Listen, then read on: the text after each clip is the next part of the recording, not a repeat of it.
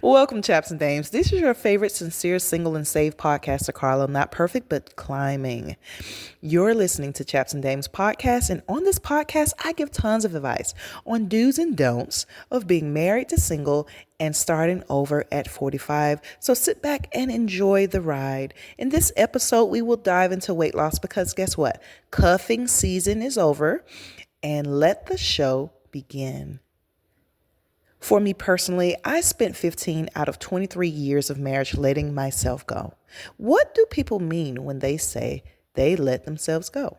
For me, letting myself go meant that I pretty much gave myself the sloppy leftovers from last week's dinner. After I finished getting all four of my kids ready, prepared, whatever I was doing for them, I had zero point 0.2 seconds to get myself together. I was barely hanging on by a thread. There wasn't any consideration of when I ate or what I ate, so my diet was not important.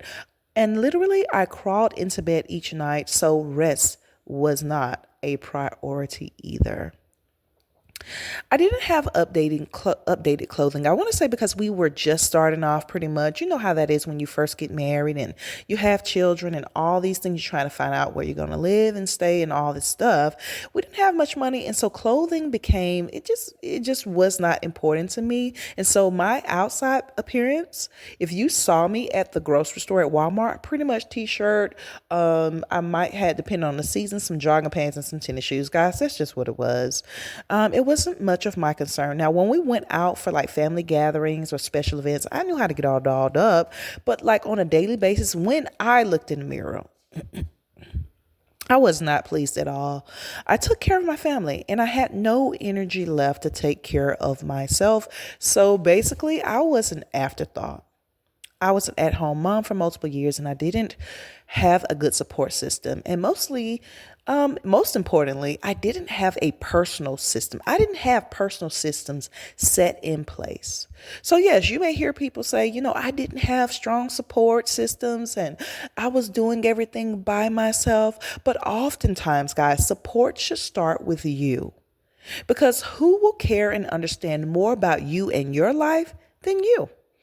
So when I first got married and I was pregnant with my first out of four kids, I weighed around 160 to 165. And that was pretty good to be pregnant. I was 22 years old. And aside of being pregnant, 145 to 150 was my normal weight. I'm 5'8.5", so I'm kind of tall for a female. But after my third child, the weight didn't leave. And I didn't have any systems in place to take care of myself. And so as an at-home mom, I had opportunities each day to change or to take better care of myself. But mentally, I just was not there. I was depressed and sleep deprived because I took care of all four of my kids endlessly. I took care of my entire family, including my ex-spouse, endlessly. I requested support. And it got me absolutely nowhere, ladies. Nowhere, gentlemen. But I still had a chance. Here's the part where I'm like, it's still no excuse. There's sometimes in your life, well, yes, that's a great excuse, okay? But for the majority, that's still no excuse that others would not serve me or help or support. I could not just letting myself go for years and saying, well, they wouldn't support. That's not an excuse. Because I had chance after chance to put systems in place and I failed week after week, day after day. I mean, I want to say there were systems in place when when it came to smaller issues I was having, but I didn't tackle the larger issues, such as my personal bedtime routine, which would have given me more energy to take care of my family and to take care of myself. And also, I didn't have systems in place for like dinner time, making sure that we had dinner on the table at a decent time each day. Yes, some days, yes. But most days, guys, I was just being blown, tossed and forth by the wind. Each day, it was just depicted upon how I felt for that day and what I had going on. And that's not a good, healthy way to lead your life. It just is not. So if you're being blown and tossed back and forth by the wind, that's not good. For every area of your life that is difficult or weighs you down, think about it. Make a list of what gets on your absolute nerves, what you can't stand to do or partake of, guys. Make a list. No, I'm serious. Write down what makes your life more difficult. And what you're missing is systems. If you were wise enough to put systems in place, and they are no longer working, then that means that it's time to adjust or change them. Go back to the drawing board. Your old systems have expired. What used to work no longer works. And it doesn't mean that you are doing something wrong. So don't beat yourself up. It doesn't mean that you're doing something wrong. It simply means that the variables have changed. Example. And since we're speaking about this on the subject of weight loss, I'm just going to use this particular example. I normally wouldn't use. But if you use to be a vegetarian as a way to keep in shape and healthy, but you've noticed lately you're gaining more weight than you would like, then go back to the drawing board.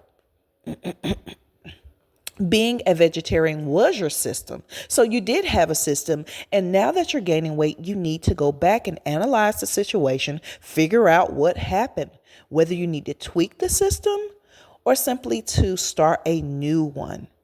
Either way, it's okay.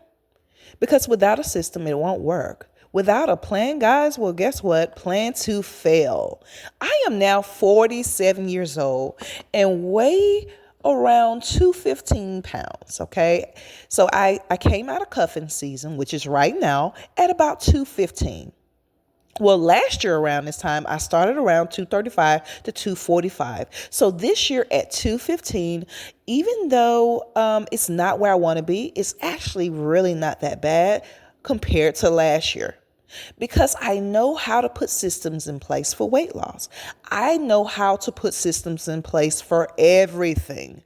I know exactly what to do. And so last year, I lost a total of 50 to 60 pounds. And so today, I am sharing the knowledge of what worked for me so that you may be encouraged to start your weight loss journey. What I want to say before we get started is that sometimes our weight is tied to what's going on mentally. So I would encourage you, chaps and dames, to, if you're depressed, if you have anxiety, if you suffer from anything that would ultimately affect your weight besides eating, go ahead and seek outside help. You deserve it. And tackle that first, I would suggest, okay? Because mentally, you have to be on board for everything. You cannot put systems into place and you're mentally not ready to perform them, if that makes sense. Also, I want to say that as a result of losing 50 pounds, because we're going to keep it real today, y'all. My personal outlook on life improved immensely, okay? My confidence increased. I was into shopping for myself more. I had more energy. And basically looking in the mirror each day, I was satisfied. Why? Because the person that I was becoming was the person I always knew that was there. You know what I mean? It's like you look at yourself and you're upset because you know that you could be better. You're so, like, I was so upset with myself. But, when you don't, again, have systems, if you don't put a plan of action into place, then be prepared to just stay waddle in the same puddle. And let's not forget also, guys, now, like I said, we're going to keep it real on here. We're single, we're grown. And so I want to mention also, aside for just feeling better and all those wonderful personal improvements, this is what I noticed, interestingly. My fan base. The age group of my fan base became a bit younger than I would have liked last summer as a result of me losing weight. Let's be real here, because we're single and sometimes it's going to get real on Chaps and Dames, y'all. We are single here on this podcast. Most of us, I would suspect. And sometimes we're going to get real because we are living real lives and we need to discuss real stuff. And as a matter of fact, most younger guys during last summer began to try to talk to me. And I was so frustrated with this because it happened very often. And this is when I was in the dating, I was dating. I was actively dating last summer. I'm no longer actively dating now. I have shut it down to bring you up to my current status. But yeah, last summer I was actively dating, and I was upset because I was 46 at the time, and I'm looking for a serious relationship with a grown man, not a youngster. And so I was quite annoyed at times because oddly, what I found was older men and men my age usually didn't talk to me.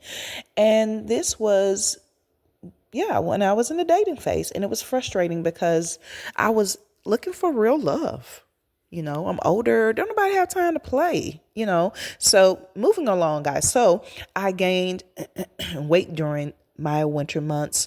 And now it's time to get busy. Here are a couple of scriptures, guys. We're going to hit this with some scriptures. Let me see what I got for you all today. All right, so here are a couple of scriptures to set as a foundation for your weight loss. Why do we want to do this? Because we want to check and see what God says about it. Because why do we need him for every aspect of our lives? Yes, including your weight loss. Don't look at me like that, because guess what? You've tried weight loss before. And if you're here listening to this podcast, 9 times out of 10, you've gained more weight than you would like. Let's not do it alone this time. So we're going to go and we're going to pull God in our situation. Every door, nook and cranny of your life, you need to surrender. And that includes your health. And that includes your weight loss. So let's start off by looking at Exodus 23:25. Guys, this is a good one. And I think I've read it before, but sometimes, when you read the Bible, certain scriptures don't hit until you're actually going through it. So I want to say that I was okay with my weight when I first read this. Worship the Lord your God, and his blessing will be on your food and water. Say what? I will take away sickness from among you. So if I have any chaps and dames in the podcast right now, and you are suffering in your body with any type of ailment, sickness, weakness, or whatever, this scripture is for you. Write it down. It's Exodus 23:25. Okay. Another one that could be just for you, depending on how serious your sickness is. Psalms 117 and 117:17. I will not die, but live and proclaim what the Lord has done. Those are the 2 scriptures I want to shoot out to you guys. That's going to be the foundation, guys. The scriptures are going to be the foundation of your journey and my journey this year. So here are 4 strategies to consider, because we're going to start with these strategies. We're going to stir ourselves. If you are trying to lose weight and become healthier, a healthier version of yourself, here are these 4 strategies I'm going to spill out to you today. So the first out of 4 systems to put into place to lose weight, although I do exercise, I'm giving you non-exercise tips. That basically, if you do these 4 things, or even implement one, you should see change. So number 1, intermittent fasting. IF, guys. Intermittent fasting is eating within a certain window. For example, some people do the 16-8, where you eat 8 hours and you fast for 16.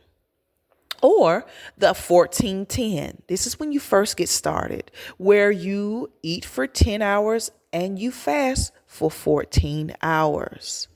When I first got started in IF, I noticed my eating window, guys, and it's sad to say, and yes, they do have a plan in IF. It's called the 12-12, where you eat for 12 hours, not 12 hours straight, guys. You'll get it in a minute when I explain it to you further. But you have a 12-hour eating window, and you 12 hours of not eating, you stop eating, right?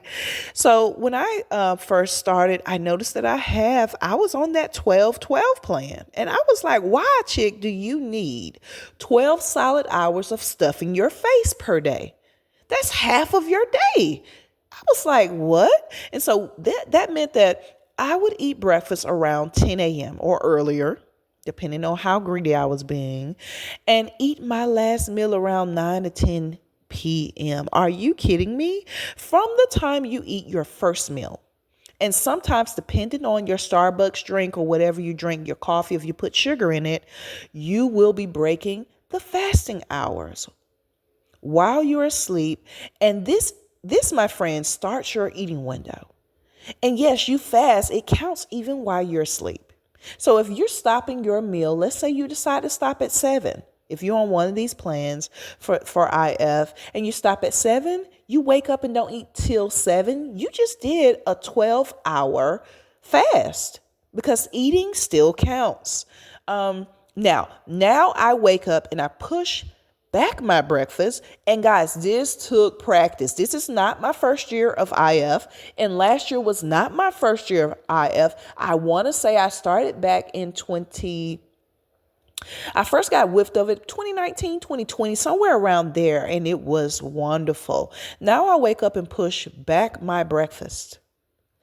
At first it was difficult, and I now usually don't eat my first meal until 1 to 2 p.m. most days. And when I'm greedy, it's 12 noon.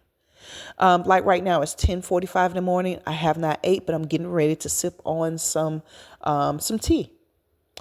And I eat my last meal typically around 6 p.m. But in my mind at this point, 6 p.m. is late, guys, to me. IF has so many benefits. One of my fave is that it's actually stopped the cravings. If you notice that you're having sweet cravings or you want to just indulge in fast food or anything that's unhealthy for you, when you do IF, those cravings subside. They slow down at first and then eventually you don't get them anymore. You get really used to not eating or feeling like you're about to starve. IF has multiple internal benefits such as autophagy, where cells break down and recycle its own components. So basically it repairs itself. Cells begin to repair and heal itself. And why is autophagy so important to us? Because it prevents cancer, autoimmune diseases, and other diseases by removing damaged cells. Aside from autophagy, your energy level will increase. There are just so many benefits of IF. Guys, I would encourage you, if you've never heard of it, if you've heard of it but haven't participated in IF before, I would encourage you to do some research. Do not be in the dark about this one. My number 2 strategy for losing weight is educating myself. Guys, I know you're saying like that has nothing to do with losing weight, but I'm going to tell you how it actually does. I am more willing to eat a kale salad if I know the benefits of kale. I'm more willing to get on the stepper when I go to the gym if I know the benefits of a stepper. It's encouraging, and you will develop an internal belief system within yourself you lacked because of your mental growth and knowledge about eating and losing weight. You are learning that breads and pastas turn into sugars, and this may be the part of the reason why you are borderline diabetic. Because you're like, okay, I don't eat a lot of sweets, but you didn't know that carbs turn into sugars, and now it's starting to make sense. Educating yourself on your health is very encouraging. You are more willing to support a business when you find out the true story behind it by educating yourself. So educate yourself on the healthy lifestyle. Next, number 3 strategy is utilizing, you're going to be like, what? Yes. And some of you all have actually heard of this before. My number 3 strategy is utilizing my measuring cups. It's called portion control, guys. When we fix our plates, now this is real. When you fix your plate for dinner, our portions is typically based upon how much we like that particular food. So if you don't like green peas, guess what? Green peas is not going to be a whole lot on your plate. And sometimes, guys, you're not even going to put the green peas on your plate. Let's just talk. Now, if mac and cheese is your favorite, you will put extra mac and cheese on your plate, or bread or pasta or sweet tea. You'll drink an extra cup of sweet tea because it's one of your faves. Once I got serious about my health, I used the measuring cup system to visually understand. Because I was like, why are you getting so big? Where is this coming from? I needed to see how much I really was eating. And so portion control is very helpful. I would suggest that you measure everything that you know is not good for you, including brown rice. Carbs such as pastas, rice, bread, sweets, potatoes start off with 1 cup of measuring. Measure that food that you know is bad for you by putting it literally, guys, into 1 cup measuring. Measuring it with that 1 cup. And at this point, if you're beginning the portion control process or strategy, it's okay for you to go back for a 2nd cup in the beginning. Let's do that for a couple of weeks, okay? Because the point is that you just need to understand and process how much food you're actually taking in. So if you are eating 3 to 5 cups, let's not say 5, guys. That's a little far-fetched. I hope we are not eating 5 cups of mac and cheese or pasta, spaghetti. Guys, let's not 5 cups. Come on. Let's notch it down to 2 or 3. Fat girl style. Let's notch it down to 2 or 3. So you just need to understand and process how much food you're actually taking in. Because when I first started, I was like, I know you lying. Why do you need all of this mac and cheese? Why do you need all of this? You need to see it. And so after about 2 weeks, you will get 1 cup of rice. You will get 1 cup of pasta. You will get 1 cup of mashed potatoes. You are slowly decreasing the amount of foods that are bad for you. You are looking and seeing, okay, I only ate 1 cup tonight. After you get used to that 1 cup, you will realize, well, really, 1 cup is really too much. I really don't need all of that. This is a lifestyle change, guys, not a lose weight overnight process. We are looking to change our lives, not just losing weight for the summer. Number four, this is important strategy to put in place is to choose one day. This is what held me mentally. This is what encouraged me mentally. Choose one day to eat a meal of your choice. Reward yourself for doing well. It's okay. I push my candy bar or my combo off until Friday or Saturday. It's okay. It gives you something to look forward to while you're growing and becoming a healthier version of yourself. A cheat day, a cheat meal is very important when you're really trying to get in. You need something. So with these systems, you will see results. You will feel better and become better. These tips or systems rather are straight from my heart, guys, to yours. Until we meet again next Friday, I want you to take care.